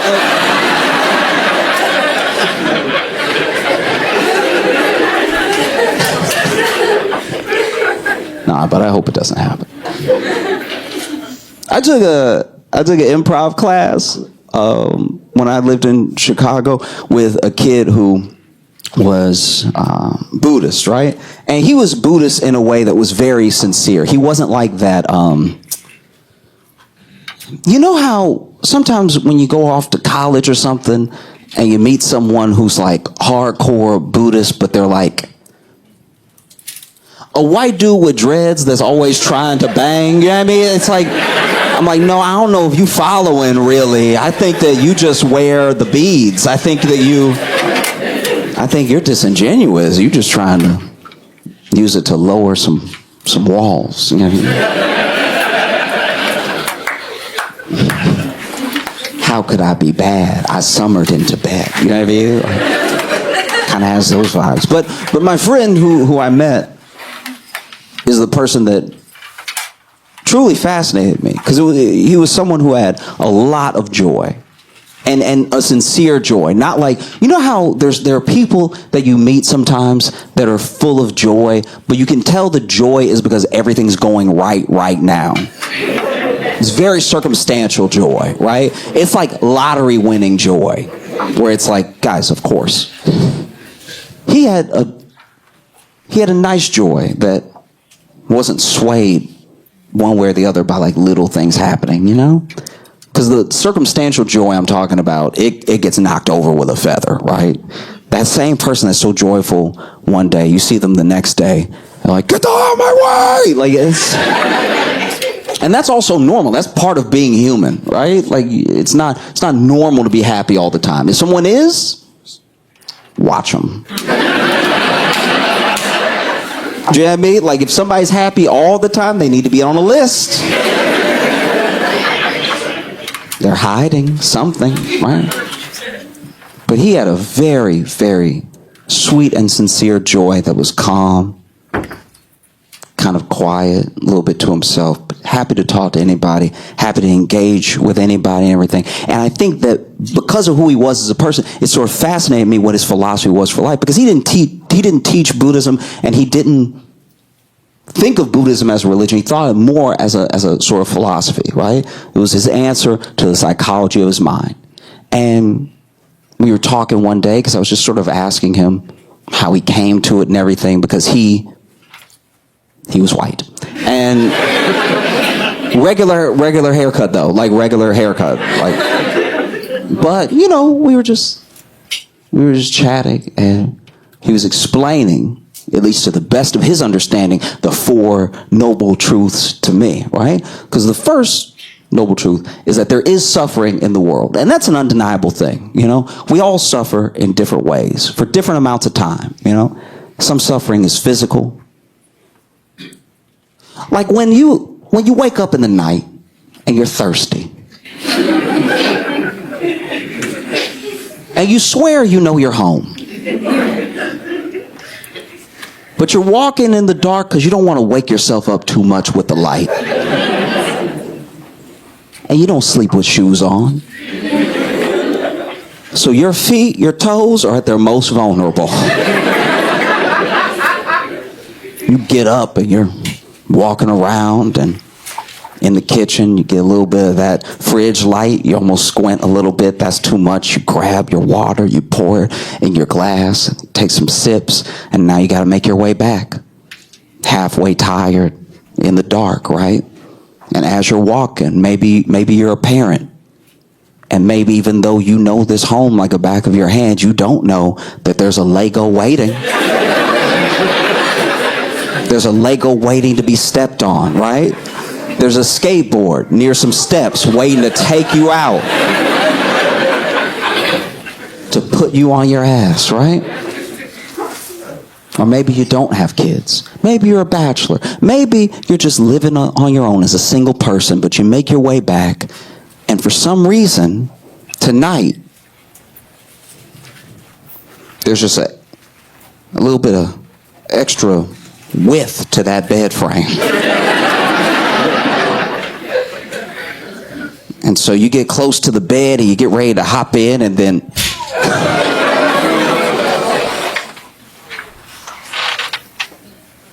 and so you suffer. No. But a lot of suffering isn't physical. A lot of suffering, genuinely is coming from a mental place. You either suffer in what you think is going to be the future, or you suffer over the past as it happened. You know, those things that happen that are very, very embarrassing.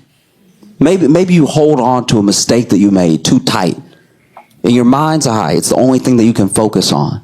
And most of the time, you can shut it out. It's probably whatever you're thinking about right now. But most of the day, you're pretty good at shutting it out. But then you have a quiet moment, like in the shower. And while you're in the shower, your brain just goes, remember that time? You remember that time that everybody was like, wouldn't it be fun if we jumped in the pool, and then you just jumped in the pool, but then the other person was like, oh, I was never going to jump in the pool. So then you were just out here in the pool by yourself, and you can't swim. So then you were hoping that everybody jumping in would just mean that everyone floated a little bit higher or something. And so now you're like fighting to get to the top of the water, and then people, you can hear them be like, is he drowning? Like it was like a question, because you flailing so hard that everyone's like, is he drowning? And then you're like, what? These are supposed to be my friends. Why aren't they jumping in the water and help me? Do we not want to jump in the water so bad? We just want to talk about jumping in the water, that no one's going to come save me right now. And so you're flailing, and then finally you just hear somebody at the party, one of your friends, say, yo, stand up.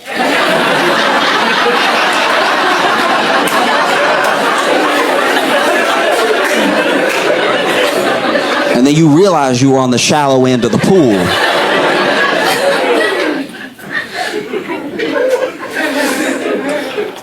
So there's a suffering. And then, there's a suffering for the things that you think are going to happen in the future, right? Things that haven't even happened yet. Usually, It's us, because of our imagination. We're one of the only, I mean, look, this is us saying it, but as far as scientists know, we are one of the only species that has real imagination in that way. So we're some of the only things on planet Earth suffering in that particular way, right? Most things are living in the moment, right? You know, but we're the only ones putting things onto the future that haven't even happened yet. Like, let's say you're in a relationship and you love this person, but y'all fight from time to time. And you fight, but you love each other, and maybe it's been a long time. You've been together for a long time, so you know them. You know them deeply. You know them in a fundamental way where no one else knows them, right? So then sometimes when something happens, you can tell we're probably going to have a fight. We're probably going to have a fight because I know them, and I know what happened, and I know how they react to things. I know how I react to things, so we're probably going to have an argument, right? So then maybe you're driving home, maybe you're taking the train, maybe you're on the bus, but wherever you are, because you know there's about to be a fight, you decide to have the first fight. The first fight is in your head because you're practicing, right? Like,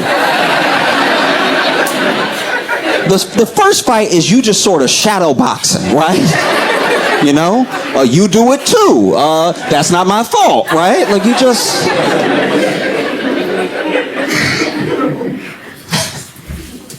And so the first fight, maybe things don't go so well. Maybe the first fight, because you have to imagine the whole thing, you imagine them reacting a little harsher than they might even react. Because you don't know, because you haven't been there yet. It's in the future. It hasn't happened.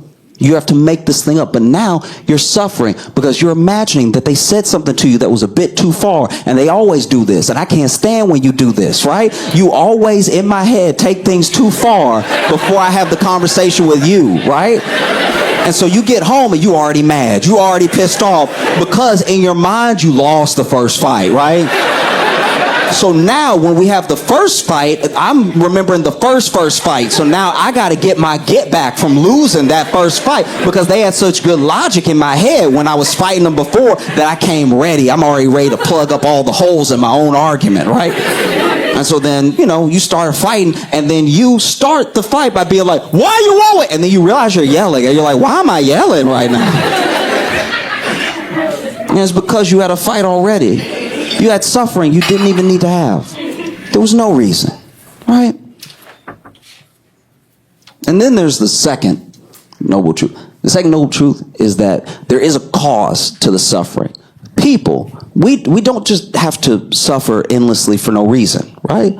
There is a cause. This is where the concept of karma comes from and everything.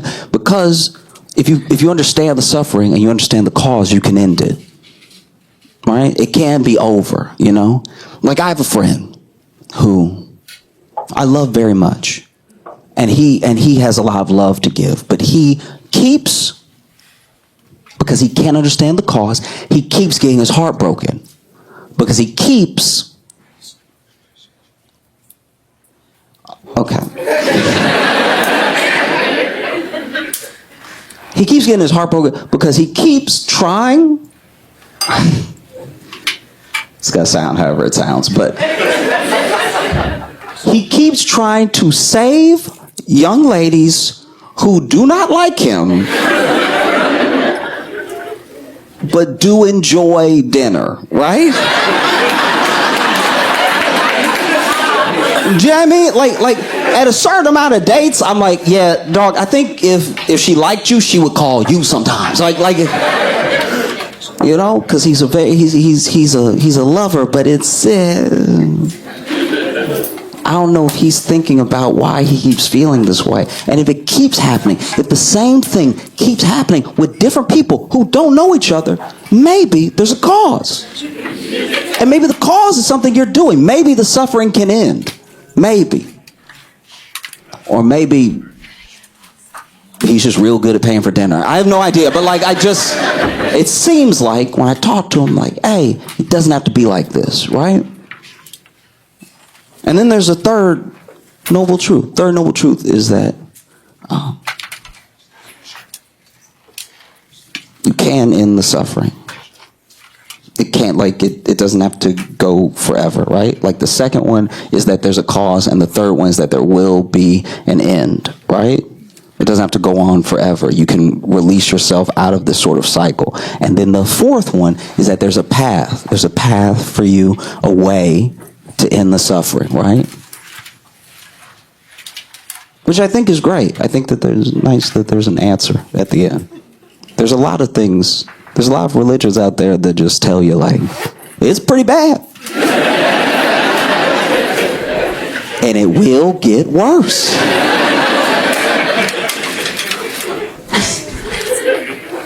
You know? There are some Buddhist monks, right? There's some Buddhist monks in Thailand. And they're in a specific region, so I don't want you to think this is all of the Buddhist monks. But these particular Buddhist monks in this particular region of Thailand keep getting into trouble for not being very good monks. Because when you think of a monk, it's unfair, but you think of a monk the same way you think of a nun. You think of someone who has dedicated their entire life, their finances, their physical self, their spiritual well-being to the cause of whatever religion or philosophy that they've taken up, right? And that doesn't make them perfect, you know? But it does make them seem like someone who is going to be holy or be grounded, you know, whatever the thing is, right? And these monks are pretty rock and roll. These monks are going ham, okay? These monks are having such wild scandals. Like, there was one temple, right, where all the monks in that temple got busted by the police for doing meth, right? And it's hard to conceptualize a methy monk, right? Because you usually think of them as calm and still, but you can't be on meth. You know, I've never seen someone do meth and then calm down, right? That's not part of it, you know. I can only imagine what that one monk who did the meth first must have told the others. You know, does a little meth and it's like, y'all, if we do this, we ain't got to do all that sitting. Like, this is about to hit, okay? You know? There was another scandal where there were some monks who basically, I say got in trouble, I think they got arrested for stealing millions of dollars in donations from people who were basically donating to, I guess, the monastery, but just generally, the same way you donate to, like, any church or anything like that. And that one baffled me, because I thought one of the whole principles of Buddhism was like, guys, I don't need anything. Like, it's me trying to better myself, trying to get better, trying to get to the next level and everything. So to give the monks millions of dollars is asking for trouble. Like, you know what I mean? To give the monks a rapper level of money and then not expect them to live that rapper lifestyle feels like an unnecessary temptation, okay? You know, like, I'm pretty low key, but if you gave me around $8 million, I might go a little wild for a day or two. You know what I mean? And it's tough. It's tough when you're a monk and then you try balling out because you in the same clothes. Do you know what I mean? Like, when you roll up to a strip club, everybody know you're not supposed to be there.